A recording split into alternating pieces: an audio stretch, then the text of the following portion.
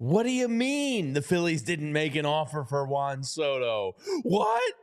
The travesty. We're going to talk about it all next on the PHLY Phillies podcast.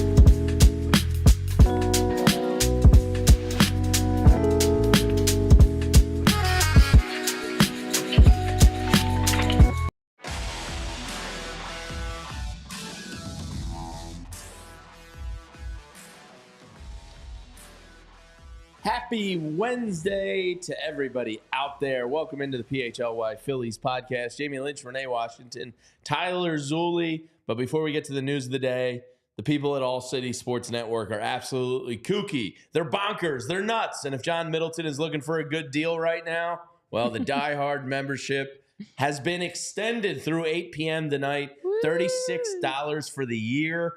$3 a month. This coffee right here was more than $3. Humble brag. Also shoot me. But by 8 p.m. tonight, for less than my coffee a day, you can get access to the best writers in the city here at PHLY. Plus, an invite to our Discord and lots of great other stuff. Our Discord right now, Renee, is a little bit of a therapy session as the big Juan Soto news as it relates to us here in Philadelphia comes out today. He has not picked a team, but according to Ken Rosenthal and Matt Gelb and a slew of athletic writers who all combined to write this story, offers have been made by teams, the Phillies, and let me read the names of the teams because they're all over $600 million. Yankees, Mets, Red Sox, Blue Jays, Dodgers, all over $600 million. The Phillies have not made an offer, and it appears are not in the Juan Soto running. I, for one, am not shocked. How are you feeling? Well, I feel like our Discord's on fire right now and pure chaos, and a lot of Phillies fans Jolly right now Roger, are like, our man in there, is having a tough time, and I feel for him. It's the Home Alone Macaulay Culkin. Because people are surprised. I, for one, am not surprised. And not to be a Debbie Downer, but kind of knew this was coming, especially as we started the initial conversations around 550. You know, the Phillies were not going to spend that kind of money on Juan Soto. So now that we're hearing the reports come out about offers being over $600 million, count the Phillies out. So I think the most frustrating thing that I've been seeing from Phillies fans is they don't feel hopeful that the Phillies are going to do anything this offseason as a result of not even at least making an offer. I think if they make an offer, you don't win that bidding war for Juan Soto, you feel like they tried. But to hear they had a conversation with Scott Boras, no offer was made. They're not one of the 5 finalists. It just makes you a little bit more pessimistic for what they're actually doing this offseason. So I know Crazy, what's up, Crazy, and Chris, and everyone in the chat, tuned in live with us across all the different platforms, digital and TV-wise. You're saying no offer made, no point in watching that product again all year. That's kind of the MO I've seen from people across the social media space of like, let's not get nuts here, people. Just like, it's snowballing into pure frustration. But for Juan Soto to hear the reports that he's looking at upwards of that 15-year, 12-year minimum, as John Heyman reported, but upwards of more 15-year deal and over $600 million. Count the Phillies out on that. And the bidding wars continue. Yeah, it's I'm not surprised. It's, you know, we've talked about on this show how it could go up to $700 million. And as mentioned in the Ken Rosenthal article on The Athletic, I believe it says there's belief in the industry that Steve Cohen will not be outbid. So if it's already over $600 million and he needs to differentiate himself from everybody else, there's a possibility it could get this, you know, who knows, 725. And look, is John Middleton a wealthy man? Yes, he is. Did I ever think there was going to be a reality where they invested $1.2 billion in 3 players on a baseball team? No, I did not. They are not the Guggenheim Group. John Middleton has put more of his own family fortune into the team's, cash flow in the past 2 years. He's brought on new ownership. there is a reality to this, which is over $600 million is insane. I understand Juan Soto is the exact type of player that this team needs, a disciplined, all corners of the field, generational Hall of Fame type player. But I just didn't think it was ever going to be realistic that he ended up here. And John Middleton, look, there's a reason he's brought on new ownership and is trying to increase their cash flow. Yeah. He has taken them to a new level I never thought the Phillies would get to.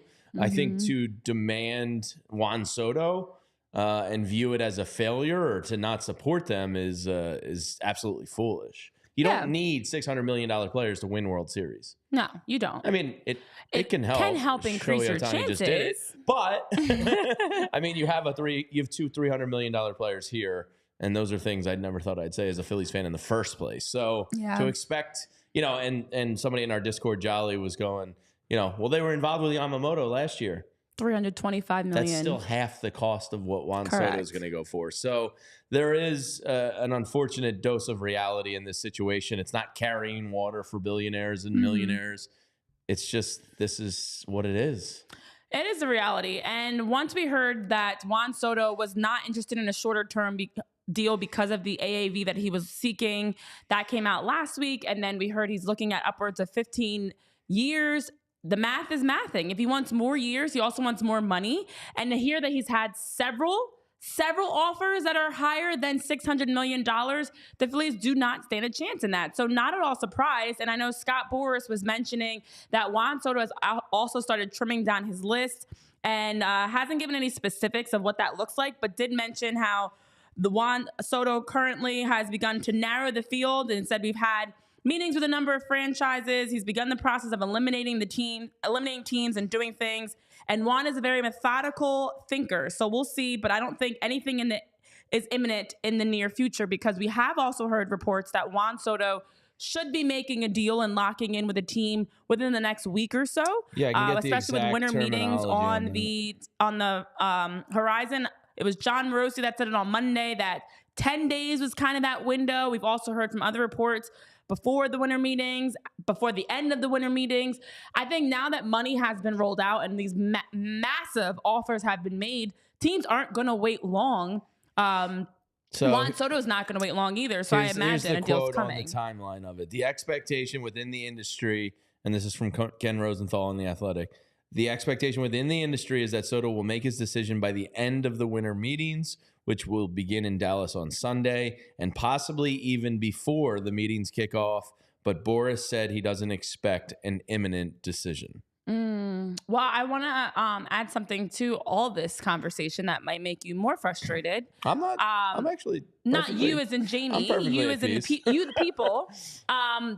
Obviously, we've seen some moves from some of the teams that are actively pursuing Juan Soto. The Mets, the Red Sox, the Dodgers have all made roster acquisitions within the last week. The Dodgers specifically have finally released the details of Blake Snell's offer, and there's some conditional terms that are involved with it. So they John have over Heyman, $1 billion deferred. Yeah, John Heyman reported the $182 million guarantee breaks down as a $52 million signing bonus, a $26 million salary in each of the 5 years of the deal, and a $13.2 million deferred annually without interest. And there's a $5 million assignment bonus if Snell is traded. So there's a $10 million club option for 2030. So when I read all these types of numbers, because it's a lot of numbers, I'm spewing out a lot of millions that I would like to hold just one of. Just give me 1 million to hold on to.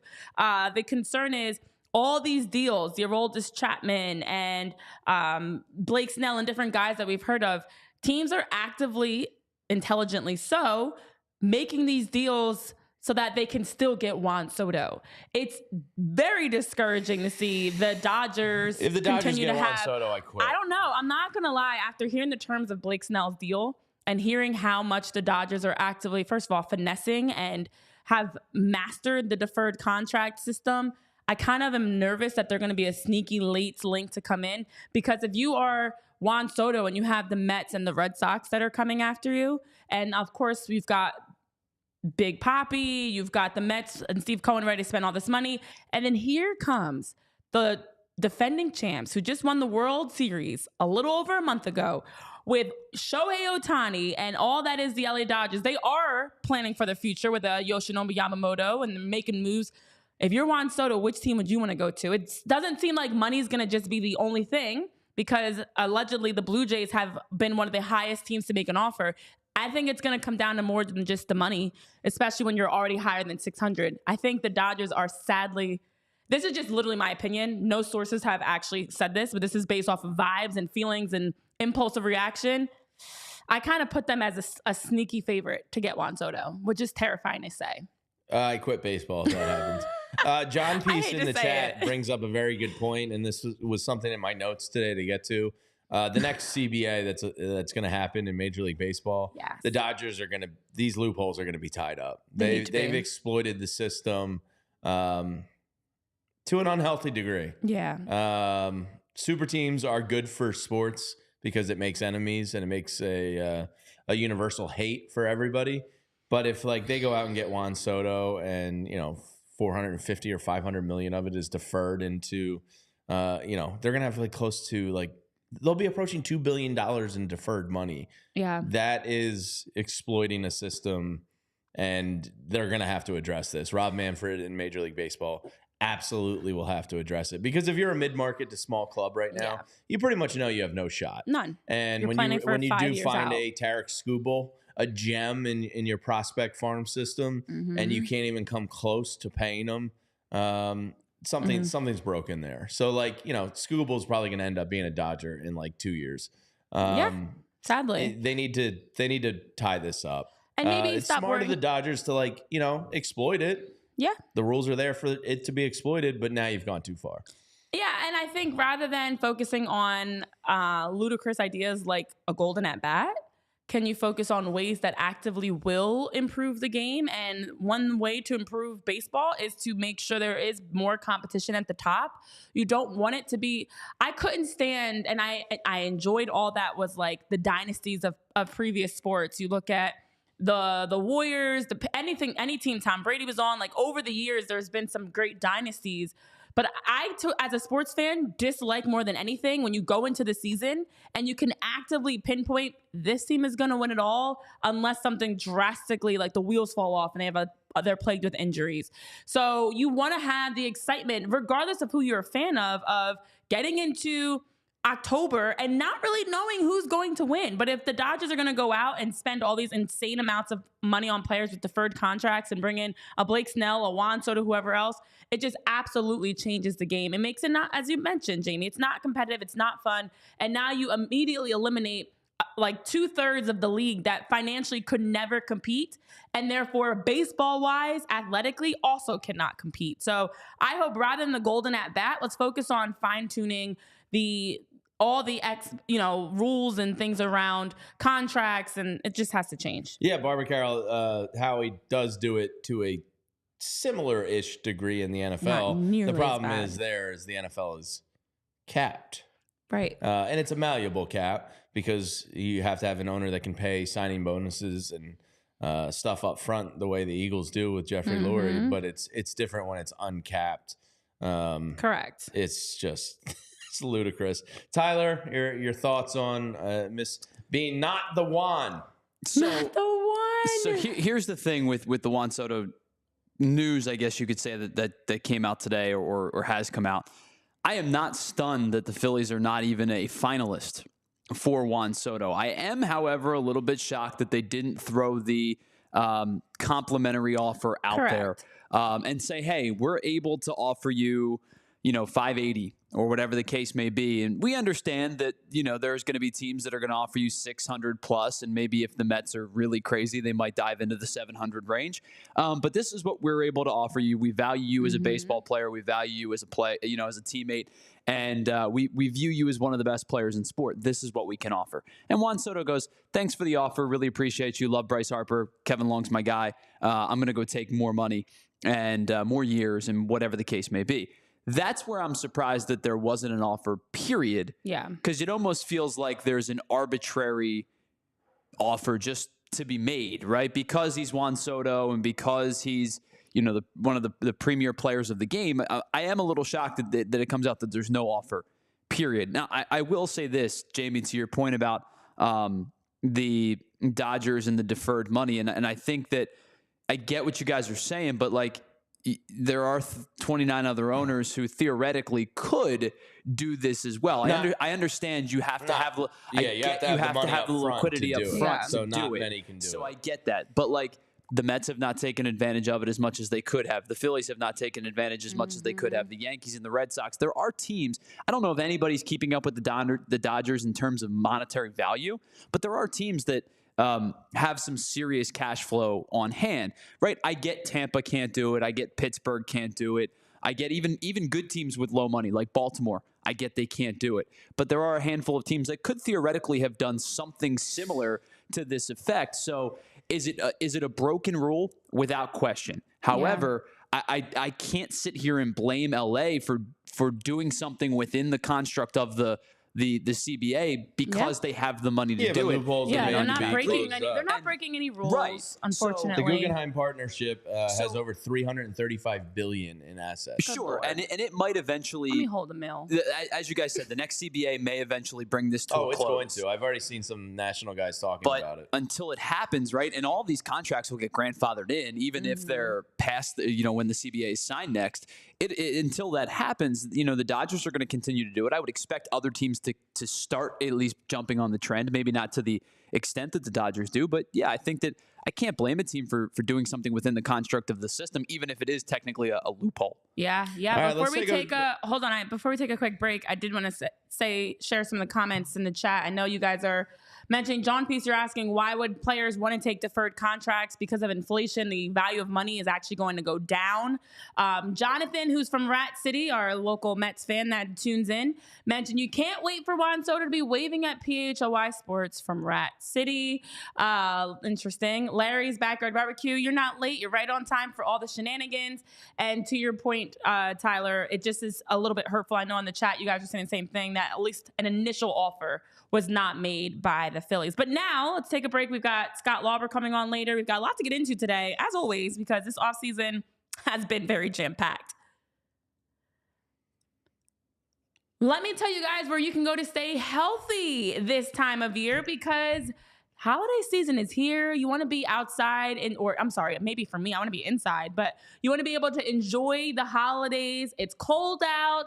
It's all the festivities and activities, and you don't want to have to deal with any sort of sniffles, coughing, sneezing, or even worse, pneumonia, the flu, COVID-19. And with our friends over at Rite Aid, that is the place to go to make sure you have trusted pharmacists that can help guide you through any sort of questions around vaccines that you may have, point you in the right direction of all the things they conveniently have in their stores and their aisles. And with the CDC recommending that now age 50 and older get vaccinated for pneumonia.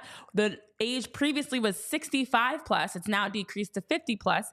Millions are getting pneumonia every year, and the amounts and different types of pneumonia range from mild to very severe. You don't want to take that risk or gamble that you're going to hopefully just get a mild case of pneumonia. So you can get vaccinated over at Rite Aid for pneumonia. They also have the flu vaccine. They recommend getting that every year as well, because especially for kids, it drastically improves and increases your chances of avoiding the flu altogether or getting a very mild case of it. It actually, according to the CDC, is said that 75% of children who get the flu vaccine get a more mild case of the flu versus a more severe, life-threatening, dangerous case. So with Rite Aid, it's very convenient to be able to walk right in. I love the convenience of that because it's very difficult to try to schedule doctor's appointments, especially this time of year. I know my doctor is booked and busy. I can't get in for a few months. So if I want to go in the same day to get my vaccines, I know I can do that over at Rite Aid. So you can just walk right into your local Rite Aid, or you can schedule at riteaid.com. Some restrictions do apply. But at Rite Aid, they also have incredible pharmacists that are educated and knowledgeable to help answer any questions you may have regarding which vaccines make most sense for you and for your family. So protect yourself, protect your family to enjoy this holiday season and be healthy with our friends over at Rite Aid.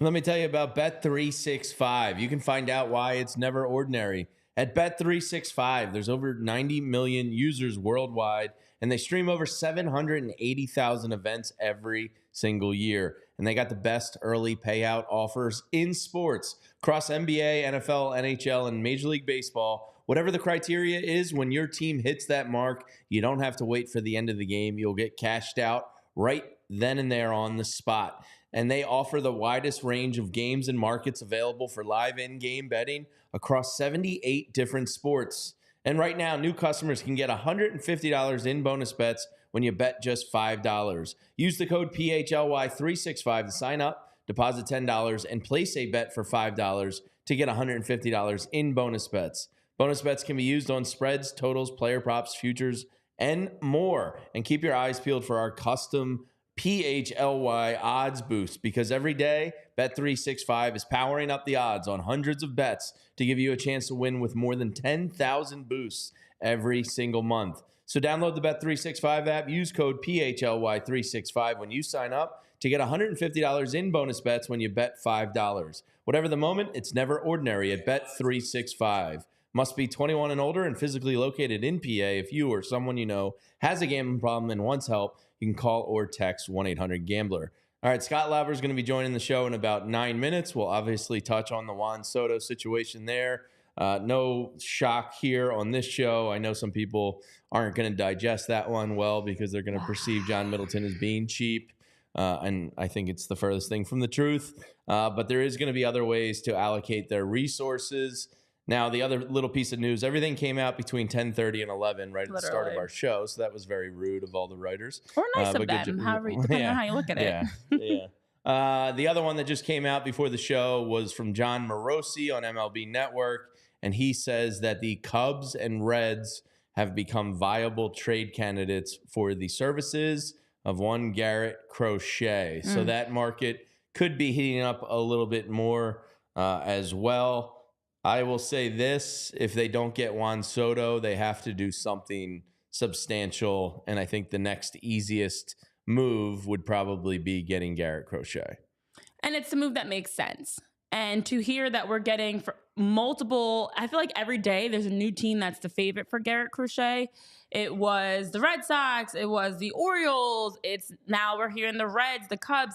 And what makes me concerned is where are the Phillies in all this? Because we know at one point it was reported that the White Sox had asked for Andrew Painter. And I still feel like, is this where things started to split? They requested Andrew Painter. The Phillies said no, they don't want to move Andrew Painter. And then we heard the report about Alec Bohm and potentially Justin Crawford being wanted by the White Sox in a deal for Garrett Crochet. And we haven't really heard much since. It's been silence. It's been concerning because that makes me wonder if the Phillies and White Sox are moving further apart to making an agreement. And here comes another team that's swooping in with prospects. As we know, our buddy Herb told us yesterday, Chicago actively wants prospects. They want to get younger. They want players that are not under any sort of club control or anything for the next couple of years, players they can build around for the next 5, 6, 7 years. So they might not even be major league ready at this point of the season going into 2025, but they might be major league ready, a year or two from now because they want to get younger. They want to start rebuilding. So I feel like not only do the Phillies need this move because it makes sense for them, but I think to your point, Jamie, you can't continue to sit around. And I know I was pessimistic Patty when I said this before of like, it feels like everyone's doing something but the Phillies. But the reality is they have to make a move this offseason. You cannot run it back. There are big names out there, whether on the trade market or free agency, that make sense for the Phillies. You have to lock in on one of them, especially if you're going to move on from an Alec Bohm. We don't know what's going to happen with Jeff Hoffman and Carlos Estevez. You have to bring in top, talented, major league ready now pieces that can help them be closer to being a World Series team. So it's concerning on multiple levels. If you're not going after Garrett Crochet, who are you going after? That's my next question. Like, it's just leaving me to more questions and answers around the Phillies of who they're targeting, because it seemed like Garrett Crochet was a great fit. But if you can't come to a trade that works and makes sense for him, who else are you looking at that's out there? We talked about it, Tanner Scott or Devin Williams as a closer. There's other names as relievers as well. There's starting pitching that's available. They've got some options, but they have to do something. Otherwise, Phillies fans, rightfully so, are going to be up in arms if the Phillies do not make, and we don't want a project. We don't just want a guy that you have faith that has potential. You need someone that is proven, that is ready now from opening day to make an impact on this team. That's it.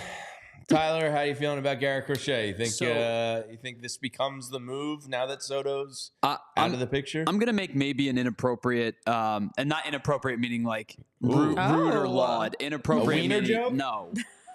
Maybe inappropriate wasn't the right word. I'm gonna make a take. Are you doing a take? Maybe a small take here. So I want you guys to think back to last offseason with a team that did not succeed the year prior, that went out and acquired a couple of starting pitchers, that had a first baseman / DH who could hit for some pop, probably should have been a DH, but played a little first out of necessity. And most importantly, a shortstop who went from very, very good to excellent, one of the best players in baseball. Could you guys tell me what that team was? Excuse me, I'm burping up my breakfast. Wait. Say it again. So a team that went out and did a team that doesn't typically go out and spend money and make big deals went out and spent money on starting pitching. They had a first baseman DH who with some power, but most importantly, their shortstop went from good to great last year. The Mets. It's the Kansas City Royals. That was my next guess. Who didn't win a lot of games last year. Oh, oops. Are the Cincinnati Reds on the same trajectory now? The Cincinnati Reds with a good young group of pitching, traded for Brady Singer this offseason, have a first baseman in Christian Encarnacion Strand who's got some pop and has the ability to kind of hold down a middle of the order spot. And Ellie De La Cruz is their premier player, right? If they go out and want to take a next step, a Garrett Crochet would make a lot of sense for a team with some prospects to use. Matt McClain will have a full season under his belt. Noelvi Marte will be back after his long suspension last year. The Reds make a lot of sense for Garrett Crochet, even if it's not necessarily what if he demands a team. An extension? Now, that's the different story.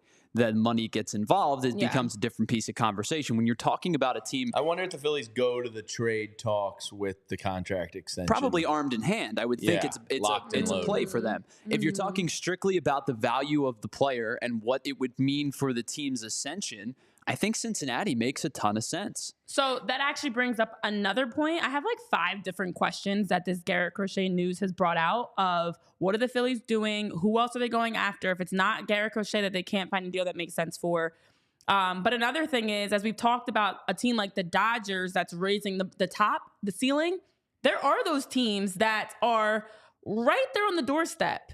You don't want the Phillies to get past. You don't want them to be in a situation where a team like Cincinnati, we already talked about and have seen what the Cleveland Guardians have done. Like, you look around the league and there are teams that are improving their roster and taking those next. Detroit's another one that was sneakily good this year, that although I had them picked to be a playoff team.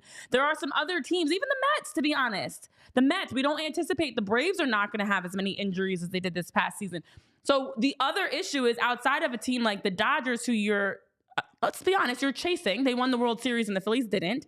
You don't want to go from being the best team in baseball in the regular season last year to now taking a step back and regressing in terms of where you stack even amongst the next tier of AL and NL teams. So they have to do something. And I think that it seems like Garrett Crochet, they're not able to figure out a deal. Again, not in the conversation of any of those conversations. But like, I got to figure it out. I got a vibe that it feels like, stop it. I don't know. No, nothing's happened. It's just a rumor. I am feeling like the Dodgers are going to get Juan Soto, and I'm feeling like the Phillies are not going to get Garrett Crochet. Let's take a break before Scott Lauber joins us next, and we'll talk about all these rumors and more with Scott Lauber from the Inquirer coming up right after this break. And I could go for a Miller Lite.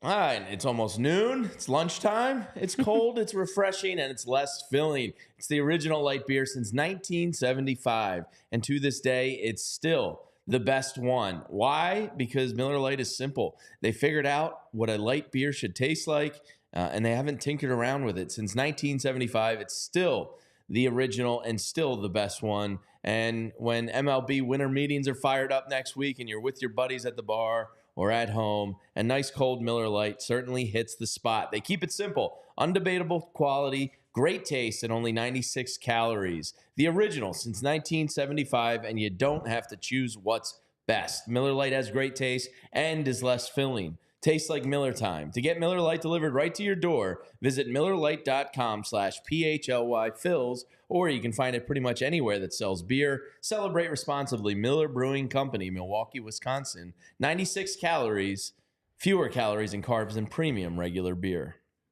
All right, and let me tell you about where you can get in on the action, and that is with Game Time. The Game Time app makes it easier for you to get those last-minute ticket deals, great prices, and whether you're going to a game, a concert, a comedy show, whatever else you have going on with the Game Time app, they help make the process easier for you. They've got their all-in pricing, which means you see all the prices up front. There are no surprises when you get to check out of taxes and other fees thrown in.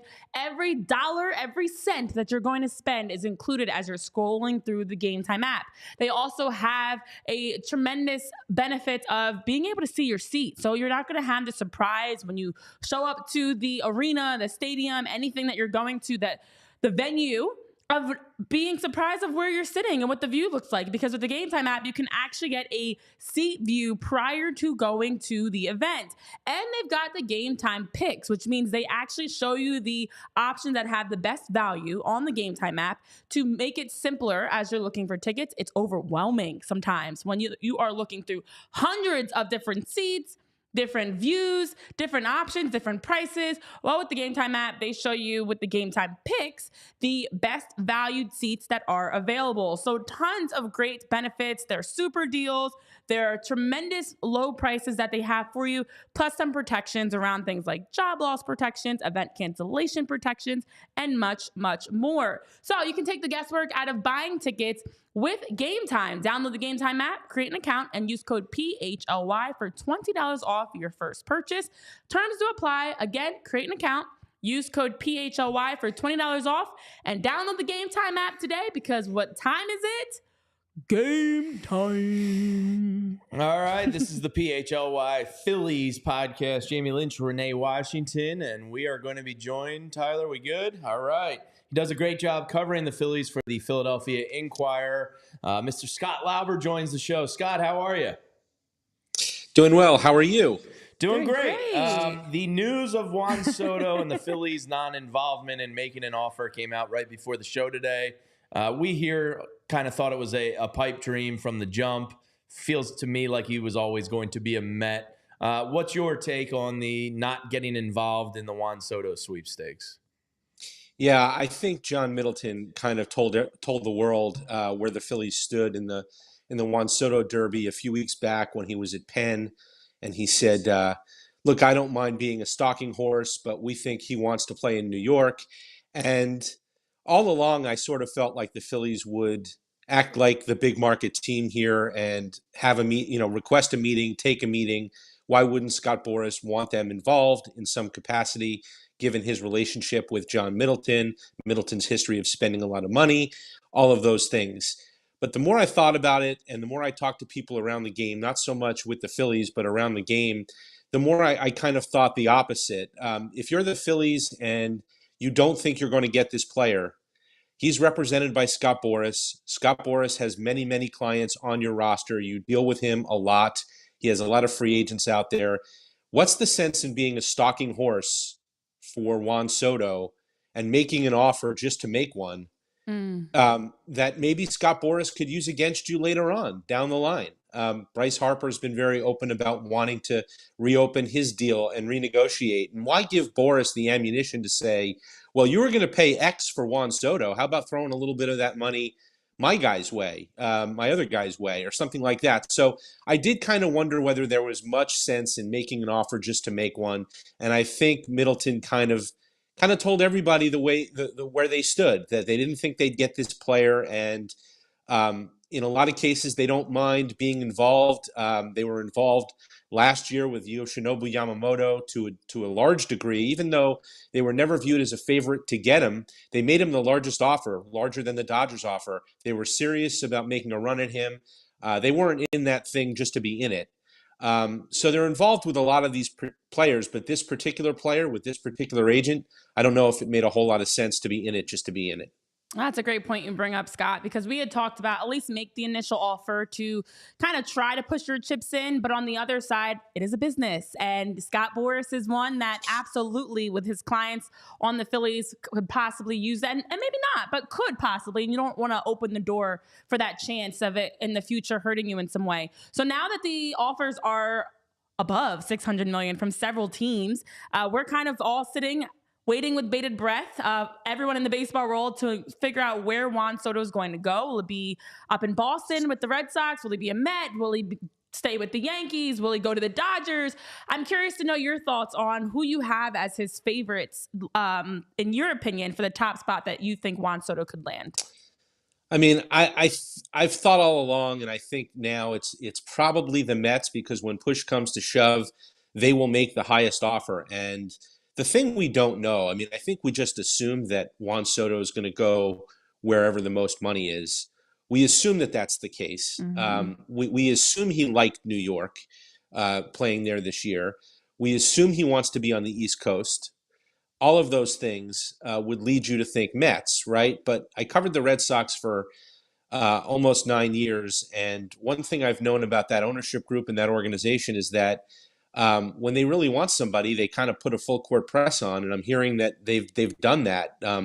They've had just about everybody meet with him, including David Ortiz. They have a very, very rich and impressive tradition of having Dominican stars play for them, whether it's Pedro Martinez or David Ortiz, throughout the years. It doesn't get bigger than those two in the Dominican Republic. They have had plenty of others as well. Maybe that's impressive to Juan Soto. Maybe he wants to be part of that lineage and be the next one. So I would watch them. They have not made a splash like this in quite some time. And I think I know their fans are sick of hearing, well, we were in on that guy. We just didn't get him. Well, we were in on that guy. We finished third on that guy. I don't know why you put them through this with Juan Soto if you don't intend to win. I mean, if they get outbid, they get outbid. But I think they're in this thing to try to win this player, and maybe they make a late push here at the end. The one thing I'm happy about is that we're going to get to a resolution here fairly quickly. This is not going to be a Harper Machado situation from 6 years ago where it's the end of February and we're still waiting to see where they land. There's no equal to Juan Soto on the market, so I really don't think there's any reason for them to wait and wait and wait. And I think once this gets done, it's going to shake a lot of things loose, whether it's the pitching market, because some of these teams that will not get Juan Soto, the Red Sox, for instance, if they don't get him, maybe they pivot to Corbin Burnes or they pivot to Max Fried. And that loosens up the Garrett Crochet trade market, which I know you guys have talked a lot about and I've written a lot about, thought a lot about, talked to a lot of people about. If the Red Sox don't get Soto and they pivot to, let's say, Fried, and now you're a team that didn't get Max Fried, and you're looking for pitching like, let's say, the Orioles, maybe you pivot to a trade for Garrett Crochet. I think the Phillies are interested in Crochet. They were interested in him at the trade deadline in July. It didn't happen. There were complications back then because Crochet wanted an extension in order to be traded. That does not exist now, as far as I know. The sense I got at the GM meetings was that the Phillies have circled back with the White Sox to talk about that again. But again, I don't think anything gets serious with Garrett Crochet until Soto goes, until Burnes goes, until Fried goes. And then you'll probably see it, a Garrett Crochet trade. One thing to note on Crochet, he plays for the White Sox. They were in a position last year with Dylan Cease in a similar position where they had an ace pitcher that they were looking to trade. It wasn't until spring training. Exactly. Yeah. And their GM, Chris Getz, said at the GM meetings that he views the Cease trade and the return as very similar to a Crochet situation. So it's going to be prospect heavy. It's going to be 2 or 3 of your top 5 or 10. And that's what they're looking for. So it wouldn't surprise me if Crochet dragged into January, even February. Maybe he even goes to spring training with the White Sox and gets traded midway through. Well, it's going to be interesting. Scott, Sunday kicks off the MLB winter meetings. Dave Dombrowski, throughout his history in the front office, has made some splashes at winter meetings before. Do you think it's more likely that the Phillies are active with free agency or trades next week at the winter meetings? Well, I mean, every signal that they've sent so far has been that they're open-minded. They keep saying they're open-minded, and that typically means they're open to trades. And it's sort of not what they've been about in the last several off seasons, especially since Dave Dombrowski came aboard. The solution has always been like, hey, we need a shortstop. Let's throw money at Trey Turner. We need to either keep Aaron Nola or find his replacement. Let's throw a lot of money at Aaron Nola and bring him back. The winter before Turner, it was we need some middle of the order bats. Let's go after Kyle Schwarber and Nick Castellanos. So they've thrown a lot of money at their problems, and it sounds to me like that's not going to be what they're all about now. They're going to look to try to get more creative. They're going to look to maybe make a trade. Now, whether that's trading to get a closer, there's a lot of closers on the trade market this year, whether it's Devin Williams, Ryan Helsley, Andres Munoz. I think you're maybe more apt to find a closer in a trade than you are in free agency, where there's Tanner Scott, and then there's a lot of guys.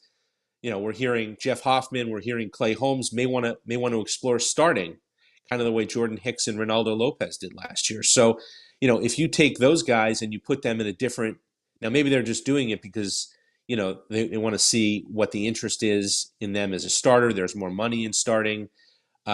Hicks was a guy the Phillies were very interested in last year until he decided he wanted to start, and he got a much larger deal from the Giants to do that. So maybe you find your closer or your back-end guy in a trade, and then you backfill through free agency or something like that. I still wonder whether they find an outfielder in a trade. I've been looking, and talking to a lot of people, and there's just not a whole lot of outfielders out there in trades or in free agency. So that one's going to be hard to find, and it's one of their bigger needs. So I would look for them to make a trade and or a couple of trades and try to fill their needs that way.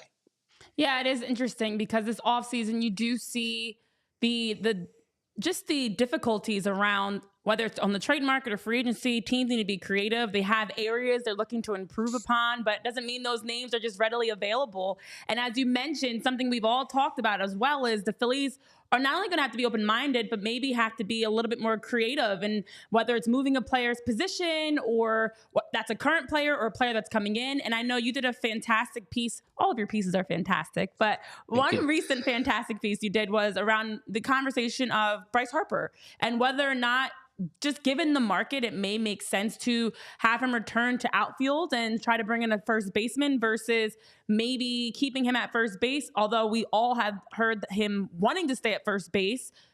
The outfield is an area that this offseason, there aren't a lot of big flashy names outside of Juan Soto that are available, to be honest. So I wanted to give you a chance to share your thoughts on, realistically for the Phillies, does it make sense in your opinion to at least explore the option of having Harper return to outfield to pursue a first baseman?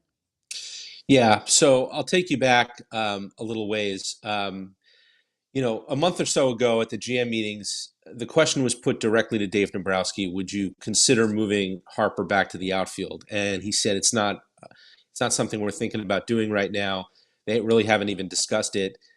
He did say that when they told Bryce a year ago that they were going to move him full-time to first base, that he wasn't. He told them he wouldn't close the door on returning to the outfield eventually if that's what was needed.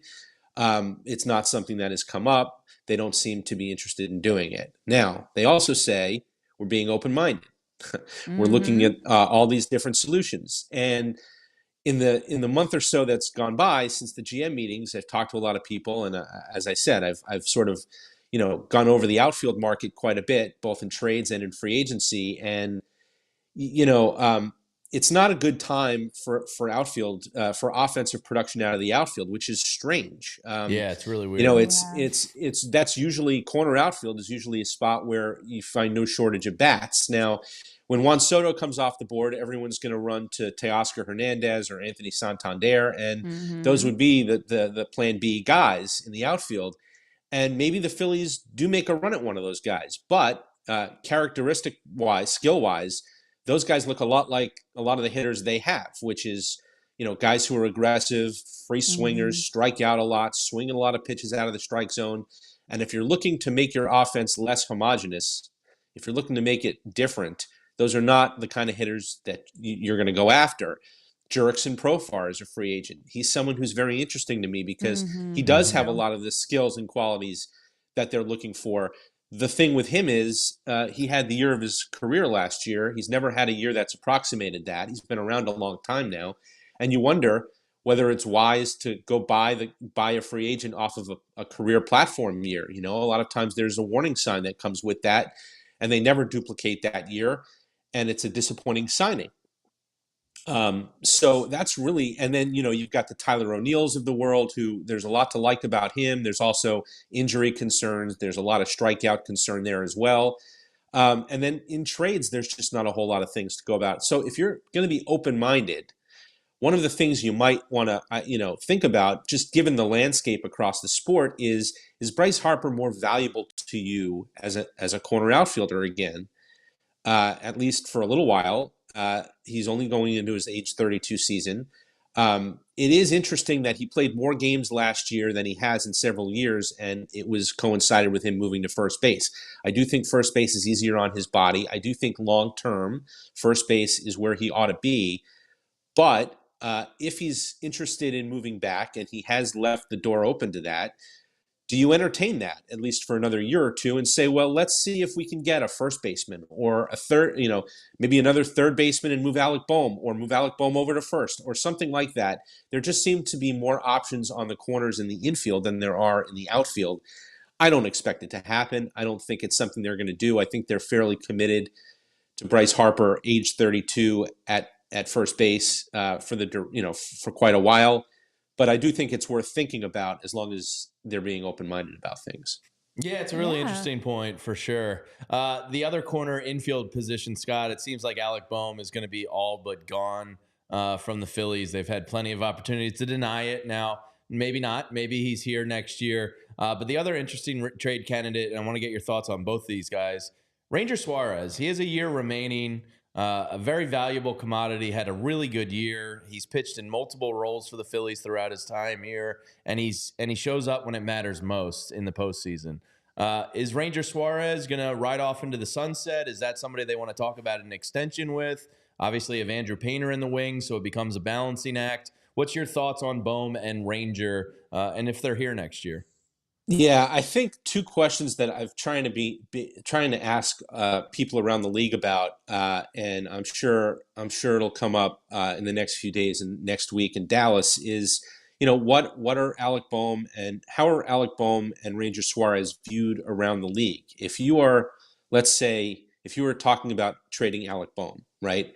Are you talking to other teams and hearing like, because obviously the Phillies will present it as, this is a guy who started the All-Star game last year at third base. He was one of the better third basemen in the game last year, all of that. And, is the perception around the league of Alec Bohm as that guy, or is Alec Bohm a guy who had a great April and, a good first half and then fell off a cliff a little bit, and is sort of the overall numbers were boosted by a great April? Is he more of a league average hitter than he is an all-star player? And I don't know. I mean, I think that's one of the, the things that, the Phillies are privy to in the trade conversations that they'd have. And unless you're part of that, you really don't know. Like, if you can't get an impact player for Alec Bohm, if that's not the way the league views him, then you're better off holding him and keeping him. Yeah. You've got him controlled for the next couple of years. He's the kind of hitter, stylistically and skill-wise, that you need more of, not less of, in that he uses the field, in that he does not chase a ton, is pretty disciplined up there. Not a super high on base guy because he doesn't walk a lot, but he also doesn't get himself out as much as some other guys do in their lineup. So, I think Ranger Suarez, you've got a lot of the same questions. Is Ranger Suarez the pitcher who was as good as anybody in the league the first half of last year? He's also the guy who, something happens every year, and he's a 150 inning a year guy, not 180 or 190 inning a year guy. And there's a difference there. There's 1 year of control. So if you're trading Ranger Suarez, it's probably to a team that thinks it's close and needs a pitcher to put it over the top. A lot of that depends on, if you're the Phillies, do you feel comfortable or confident that you could land a Garrett Crochet, somebody like that? If you do that, then sure, Ranger Suarez is far more.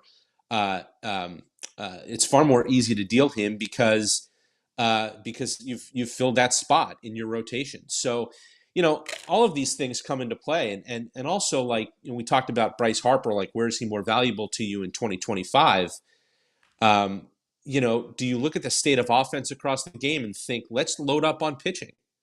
Let's keep Ranger Suarez and add Garrett Crochet and have Andrew Painter coming, and we'll worry about how all these pieces fit later on. But, there's more pitching out there than there is offense. Let's win with pitching. It wouldn't be unlike Dave Dombrowski to think that way as well, with some of the rotations he's built in other places, to think, let's just build a super rotation and, win with run prevention as much as we win with run scoring. Yeah, and last one for me, because as you allude to, there are a lot of internal options. I know Jeff Hoffman as a starter has been brought up. Ranger is a guy that can flip between the bullpen and a starting role, whether it's moving some guys' current position, so some positional players changing. But of course, externally, there's some great names out there that have been swirling around the Phillies of potential targets that they should look to acquire. And I always think it's very interesting to hear each person's perspective on who they view as the top targets the Phillies should go after. So I wanted to ask you, Scott, open the door for you to share. Who do you see currently, based off of financially and also what the Phillies need in terms of offensive production in the outfield? You can never have too many pitching arms, whether in the bullpen or starters. Who do you see as the top targets that the Phillies really should be pursuing that maybe we haven't talked enough about outside of the usual suspects we've been talking around? So one of the teams that I find really interesting, I'll give you two. One of them is the Astros. What do the Astros do if they don't bring back Alex Bregman? And, I wonder if that ends up being a potential spot for Alec Bohm in that situation. Even if they do bring back Alex Bregman, Alec Bohm can also play first base. First base is an area of need for the Astros. The Astros have the Bregman question hanging over them this offseason, and then next offseason, they'll have two big free agents in Kyle Tucker and Framber Valdez. And Kyle Tucker's the one I'm super interested in, because Kyle Tucker can really hit. And he's a corner outfielder. He plays a position that the Phillies need. And I wonder, just keep an eye on the Astros, because if they keep Bregman, I don't know that they're going to be able to keep both Valdez and Tucker after next year. And maybe they look to move on from one of them this winter rather than waiting to see what happens. They're going to contend next year. I don't expect them to be a seller, let's say, at the deadline in July. So now you're looking at going into the next offseason, having not moved either of those players, and having to probably settle for draft pick compensation for one of them or something like that. So watch the Astros, watch what happens with Bregman, not only because, look, Bregman could be a way for the Phillies to backfill third base if they trade Alec Bohm. I don't know that. I think Alec Bregman's going to make a lot of money this offseason, and I don't know if that's going to be up the Phillies' alley, or they just might face a lot of competition there and feel like the money could be allocated elsewhere. But he's a winning player. There's a lot to like about him, and he's really kind of an iconic player in Houston. If they keep him, do they move on from someone like Kyle Tucker? That's something I'm interested in watching. And then the other team that's interesting for kind of different reasons are the Cardinals. Cardinals are looking to, I forget how they're framing this. They're not saying rebuild. They're saying like reset or retool or something like that. They're using a buzzword that's gone around in St. Louis. And, so I mentioned Ryan Helsley, the closer there, who is probably going to move this offseason. There's no sense in resetting with a closer who's going into his walk year. So Helsley is a guy, throws really, really hard, had a really good year last year, right up Dave Dombrowski's alley in terms of what he likes in a reliever, what a lot of people like. But, Dombrowski says it himself. He's kind of a sucker for a power arm back there. Helsley would certainly be that. And then there's the Nolan Arenado question there. And there are a lot of, it's not nearly as straightforward as Helsley, who they will trade. Arenado has a lot of money on his deal still left, $64 million. I believe $10 million. I think it's $74 million, and $10 million of that is being paid by the Rockies. He's a declining player, but I wonder whether going to a contending team kind of revitalizes him, rejuvenates him a little bit. If you can tap into that, maybe he's a guy who's got something left definitely at the back end of his career, but maybe he's got something left and can help you there. So I'm curious to see what they're able to do with him, if anything. I know they They probably don't want to go to spring training with him still on their team if they can do something about that. So I'm looking to the Cardinals to sort of see like what are they going to do and how active are they going to be in moving guys. They've said they're going to keep Sonny Gray. They've said they're going to keep Contreras. But Arenado, I think, is very much available, and I wonder whether he's interesting to the Phillies or whether he's interesting in a sort of a downstream way in that if somebody is interested in Arenado and does not trade for him, if they're interested in Alec Bohm. Well, it's great stuff, Scott, and the winter meetings are going to really churn up this offseason. We'll be following along with you. Make sure you're following Scott on Twitter at Scott Lauber. Make sure you're reading his work at the Inquirer. Tremendous stuff. Appreciate your time, Scott, and have fun at the winter meetings. Thank you, Scott. Thank you. Thanks. Good to be with you. Yeah, we'll talk to you soon, Scott. There he is. Scott Lauber does a great job. A lot of really interesting stuff there. And I think the Phillies probably are entering the winter meetings gauging Bohm and Ranger and maybe some others trade value as much as they are anything. And then, coming up with a plan from there. I think remember I set that line at 3.5 trades. I think it's going to be a really active trade off season. Oh boy, you did. I think Scott seems to agree there. Look, we've gone over a lot of the free agents. It's not that attractive of a crop to kind of repurpose a World Series contender. So I think next week's going to be interesting. Yeah, and I think there were a lot of good nuggets in there. I know in the chat you guys are sharing your thoughts as we talked about various names. That's creative. That's very creative, Arenado. And different thoughts you guys have of who you'd be interested in. A Kyle Tucker versus I think he'd be a great fit. Exciting. Nolan Arenado is one that I haven't seen many people interested in for the Phillies at all. But his name has bounced around because he is someone that was probably going to be making a move this offseason. But it is interesting also on the other side of it. We perceive an Alec Bohm especially as someone that should be a valuable piece in a trade. He's someone that we've actually projected as having one of the highest trade values across this team.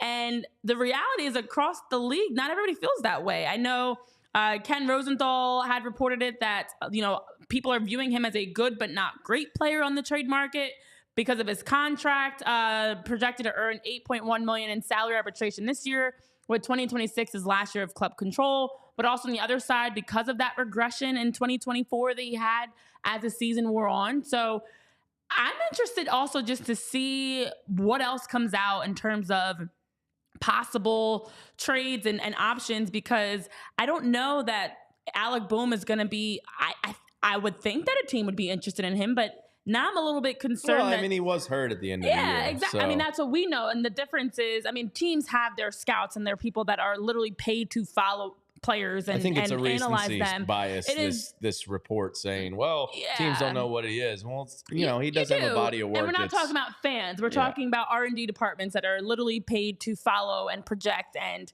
keep up to date on players. So I am excited for the winter meetings, though, because I do think, to your point, 2.5, 3 trades, whatever the number may be. I think we're going to get a lot this offseason. I think the winter meetings will be a great next step to get us closer to some official roster moves. Yeah. All right. Well, we have a lot we didn't get to that we will get into tomorrow, including some stuff about Alec Bohm and perfect fits for him. Yes. But now we got to enter Tyler's torture chamber. Tyler, did you text your father today's random Philly? No, we've not spoken yet today. Okay. Oh, man. All right. So we can't gauge it. No, this was made this morning. I decided instead of doing work, I'd spend some time with my son. Sorry about that, guys. Yeah. Your 1-month-old baby well, your might son would take want to see you on the screen right now if he was watching. I don't think he does. And Jason Martinez, He's watching thank Dancing you Fruit right now. Did you ever see Dancing Fruit? That's like the new Dancing craze. Fruit over his dad. No, but as Jason Martinez is saying, we appreciate you saying it's the best Phillies news channel on YouTube. We appreciate that. And hopefully you're going to still think that after Tyler puts us through the torture chamber with his trivia. All right. So if you haven't played with us before, or it's your first time seeing it, this is the random Philly trivia from Tyler's mind from the year 2000 to present day. It's a ascending list of hints. You get 4 hints, and you get a silhouette of the person blacked out, and you have to guess that Philly based on the hints, and you lose a point every hint you get. But unfortunately, for those that are tuned in on our TV platforms, Roku and various platforms, you're going to have to head over to allphly.com to see our random Philly trivia of the day. We appreciate you so much for tuning in and watching us. Thanks to our diehards and for everyone else at allphly.com. $36 offer through 8 p.m. tonight. Get involved. There you go. By the way, some news. I don't know if you guys saw it in the chat. As a company, as an all-city company, we've broken 10,000 diehards officially. Thank you to all the diehards. We appreciate you so much that's for a lot of people hanging with us each and every day, and hopefully we can figure out this. All right, Tyler, let's see the trivia time. And I'm going to apologize for the silhouette. It's the best I could do under the circumstances. But here's your hint. Oh boy! Oh my God! Absolutely nothing to get. It's a fat person. Was he a big, great, big fat Why person? was there no silhouette of this person? So, again, our source just didn't have enough from the Phillies to use. So I had to go pull their fat person. So this person had such a little career or insignificant career that there's no images. Is that what you're saying? Have to be the case. So since we can gain nothing by the silhouette, the first hint is drafted in the 4th round of the 1998 I was 6 at that time. I do not remember that. Well, Tyler, I'm going to be honest here. That does absolutely nothing for me. As a person that was 6 years old in 98, I can honestly say I don't remember a 4th round pick in that year. Ricky Bottalico wasn't even, I don't even think he was drafted by the Phillies, but I'm going to say Ricky Bottalico. It is not Ricky Bottalico. K-Red said Randy Wolf. That's the go-to. Still not Randy Wolf. And no K-Red. It's not David Herndon either. It's Santa. Dan P. I know him. All right, let's get to hint number 2 here. Jeez. Hit over 300 twice in a Phillies uniform. Oh, brother. Juan Pierre. No. Drafted in the 4th round of the 98 draft. Hit over 300 twice in a Phillies uniform. Okay, so we know he's... Well...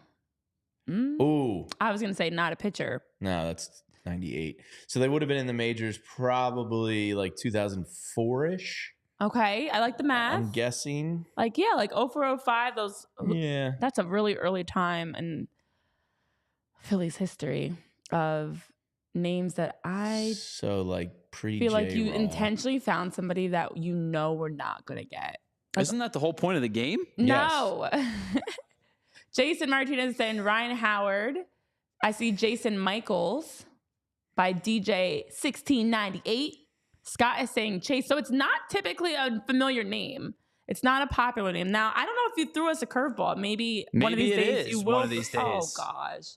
It's typically someone that you forget. Days you're getting you're going to get Ryan Howard. And I'm just going to be. It's typically someone you forget played with the Phillies. Let's get to the third hint. Yeah, next hint. I'm with Ed Wright on this one. These are ridiculous. Traded to Cleveland for Arthur Rhodes. Oh my gosh. Okay, I'm going to just go spitball some random names. Oh, you're going to go Google She's just going to Google Arthur Rhodes. No. Arthur Rhodes. I don't cheat that much. I pick a random year of a random roster and look it up and throw out some names that I feel like off the top of my head makes sense. Sean Ortiz is saying Polanco. Did I guess Greg Jeffries? I'm not sure Greg Jeffries played in the 2000s with the Phillies. Oh boy, I think he did. Did he? I'll look it up for you. It was right around the turn. That means he's not the answer. Ed Wright, that's a good guess right there. Jason Michaels was brought up by DJ 1698. Also, I'm gonna go Jason Michaels. Greg Jeffries stopped playing with the Phillies in '98. Oh, okay. Jamie. Jason Michaels for the win. Woo! DJ 1698 and Ed Wright coming through. Wow, that picture is so blurry. I was going to say he played at Miami with Burrell. And he flashed, he pulled out his schwanz in front of a bouncer in town. And I remember, it might have been down in Clearwater. He went full frontal in front of a bar bouncer. And I remember, that's my most memorable Jason Michael memory. I just remember the fact he has 2 first names. He showed his Vena. Yeah, so that's not appropriate. The Phillies, by the way, drafted Pat Burrell with the first overall pick in the '98 draft, and then went and picked up his buddy and college teammate Jason Michaels in the 4th. He was a machine in college, I believe. Well done, by the way. Ed Wright had it, and I believe the first to get it was DJ 1698. Nice. I like it. Jason Michaels. Good job, team. We did it again. Teamwork makes I the dream remember work. because my dad made a joke at the time about let's not make a mountain out of a molehill to me Oh, when he got in gosh. trouble for flashing the bouncer. Oh, brother. It's called a dad joke right there. Okay, I cannot. All right, that's going to do it for us here today on the PHLY Phillies podcast. Ed Wright said, I was excited about Arthur Rhodes, and he stunk. Correct. Yeah.